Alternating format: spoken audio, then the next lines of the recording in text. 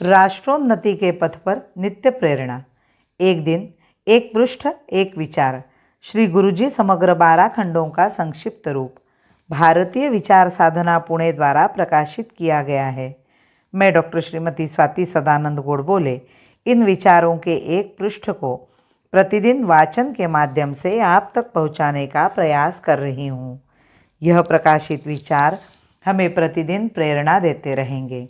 आज दिनांक 4 जनवरी का विचार, भारत माता जगन माता का दैवी आविष्कार। हमारे लिए यह संपूर्ण भूमि तपोभूमि है। प्राचीन साहित्य में एक उद्बोधक प्रसंग आया है। एक बार एक प्रश्न किया गया कि योग्य फल की प्राप्ति हेतु तप और यज्ञ करने के लिए कौन सा देश शुद्ध एवं पवित्र है। चरम सत्य की अनुभूति के लिए आदर्श स्थान कौन सा है। उत्तर दिया गया कि इस उद्देश्य की सिद्धि के लिए ही स्थान उपयुक्त है जहाँ कृष्णसार हिरण मिलते हैं। पशु विज्ञान का कोई भी विद्यार्थी आपको बता सकता है कि इस विशिष्ट प्रकार का हिरण केवल हमारे देश में ही मिलता है।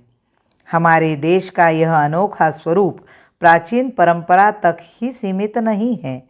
अधुनातन काल में भी नरेंद्र स्वामी विवेकानंद का श्री रामकृष्ण से ऐतिहासिक मिलन का उदाहरण है।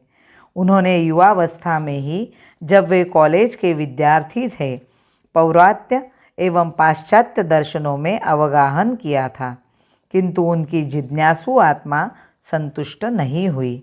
अपने समय के अनेक विद्वानों और पुण्य पुरुषों से वे मिले। वे भी उनकी आत्मा की पिपासा को शांत नहीं कर सके। तब उन्हें ज्ञात हुआ कि दक्षिणेश्वर मंदिर में एक परमहंस रहते हैं। वे उनके पास गए और जो प्रश्न वर्षों से उनके मस्तिष्क में मंडरा रहा था, उसे सीधे शब्दों में उनके समक्ष रख दिया। महाशय, आपने ईश्वर को देखा है? एक क्षण के भी संकोच के बिना श्री रामकृष्ण परमहंस ने उत्तर दिया, हाँ, मैं उसे ऐसे ही देखता हूँ जैसे यहाँ तुम्हें देख रहा हूँ। मैं उसे तुम्हें भी दिखा सकता हूँ। श्री रामकृष्ण ने नरेंद्र के प्रति अपनी प्रतिज्ञा पूर्ण भी की। जैसा कि हमें ज्ञात है, नरेंद्र एक अति उच्च मेधा एवं प्रचंड इच्छा शक्ति संपन्न युवक थे। वे ऐसे नहीं थे जिन्हें सम्मोहन द्वारा किन्हीं बातों पर अंधविश्वास करा लिया जाए, किंतु उन्हें जब साक्षात परमात्मा के सम्मुख खड़ा कर दिया गया, तब ईश्वर की सत्यता में विश्वास किए बिना वह नहीं रह सके। इस प्रकार की है ईश्वर भक्तों की हमारी जीवंत परंपरा, जिसने हमारे देश का नाम ईश्वरानुभूति की भूमि, धर्म भूमि एवं मोक्ष भूमि के रूप में सतत उन्नत रखा है। कोई आश्चर्य नहीं कि ऐसा देश, जिसकी धूलि का एक एक कण दिव्यता से ओतप्रोत है, हमारे लिए पावनतम है, हमारी पूर्ण श्रद्धा का केंद्र है, और यह श्रद्धा की अनुभूति संपूर्ण देश के लिए है, उसके किसी एक भाग मात्र के लिए नहीं। शिव का भक्त काशी से रामेश्वरम जाता है और विष्णु के विभिन्न आकारों एवं अवतारों का भक्त इस संपूर्ण देश की चतुर्दिक यात्रा करता है।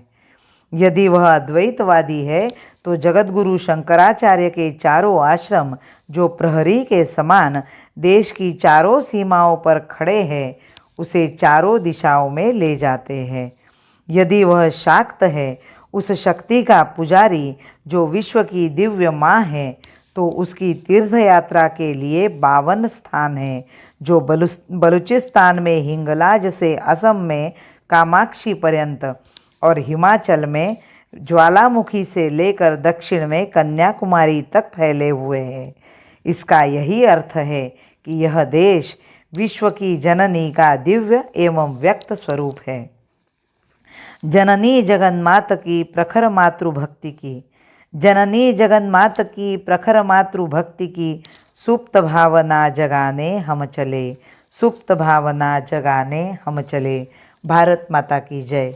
वंदे मातरम।